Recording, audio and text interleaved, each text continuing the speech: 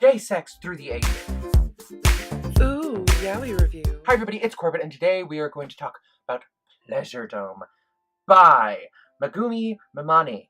I think that's how you say the name. I'm not exactly sure. This is rated 18+. It's published by Kitty Media. I'll read the back. We shall delve into it and get into the nitty-gritty. Throughout the ages, the passion of men have been the source of much turmoil. Their emotions have ruined lives and laid waste to entire civilizations. Megumu Minami brings the U5 tales that erupt with the yearning of men searching desperately to fill the emptiness in their lives. What they find is perversion, torture, and sometimes love. Now, let's talk about the first thing, which with me, I try to always talk about art, but I never seem to do it successfully. So let's begin with art in this one. It opens up with the first title story, which is The Pleasure Dome. The art style is very pretty. It's like this throughout the entire manga. Very pretty. The people tend to be really androgynous, which is a thumb up if that's what you're into. They're very shonen-ai, they're very androgynous. There's no way to really tell the difference between male and female unless you are really skilled at, like, picking that apart. Or they have really big boobs, which I don't even recall seeing a single female in this. Actually, I take that back. There's one group of female. So, that's the first title story. Now, the title story opens up with I'm gonna guess, like a crusade knight coming to either A, rescue someone, or B, to be stupid. I don't really know. They didn't really clarify why he was there. I think it was revenge, if I remember correctly, but, So, he goes there, he's captured, and he's forced to do horrific things. And then he is forced to be violated by pit bulls. Now, it's not horrifically, this one does have a bit of bestiality in it, the first story, but it's like a page and nothing really horrific happens. And yeah, it's not the worst story in the book at all. So the next one after that, I have to check and see what the page calls it. Desire of Fire. Let me double check that I'm not mistaking that one. Desire of Fire is pretty much about when India was invaded by the British Empire and them fighting back, and it's about an officer who's been captured during a diplomatic meeting with what I'm guessing to be a head of a Hindu shrine area, or kind of like a king is the way it feels, and how that Indian king shows his British officer the secrets of the Kama Sutra and how they fall in love. That one is actually one of my more favorite stories. It feels really complete, really whole, and seems really...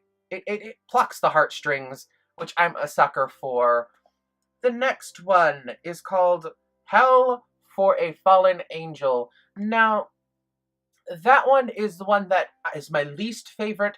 That one is set in Japan, and it's the Japanese people versus Christianity. It's not bad. It's not exactly bashing on Christianity. More or less what happens in the entire thing is one guy is completely bitter towards Christians because God did not help save his sister when she was, again, raped by an animal, which is kind of a theme in some of the stories, and how he wants to convert as many as possible of Christians into being against God, or back towards their heathen non-Christian ways. And that's the whole story in a nutshell. It's not good, it's not bad, it's not my favorite thing. I guess the moral of the story is even the most purest of us all will be damned to hell, is kind of what it seems like. I don't really know, not my favorite story in this. The next one after that is called Cantarella. That one is what seems to be about a French nobleman whose father has just died and has split his estate into 3 ways. One is to a full Japanese boy, another one is to a half-brother, and then you have the full-blood nobleman.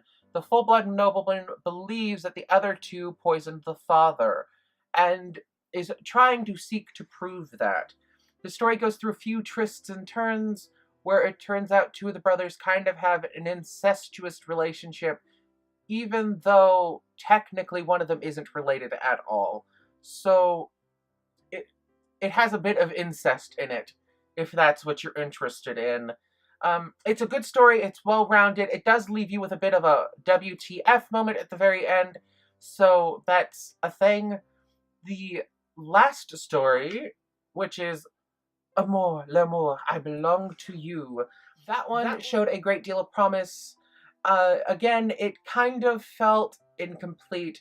That one pretty much follows a French nobleman who doesn't want to be trapped in his arranged marriage, and he asks someone to get him out of it. And it has a plot twist at the very end, which I thought was very cute. I would love to have seen it as a full yaoi.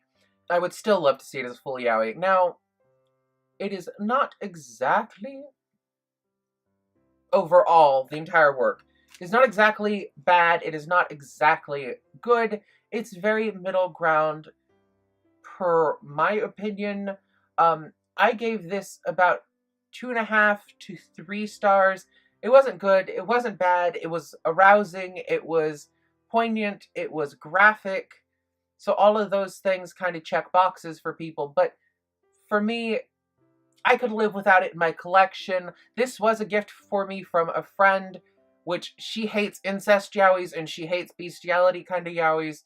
She also hates unconsensual sex yaois, so rapey yaois are not her thing. So all of those are in this, so I can see why she didn't like it, and I can't blame her. It doesn't hurt. I probably will never reread this, not unless I'm really desperate for a sappy French little kind of ditty story. So yeah. If you guys have questions or comments, shoot them down below, give this a thumb up, and share this with a friend who likes yaoi. And yeah, I'll look forward to talking to you guys in the comments down below. Bye. See? Then... subscribe!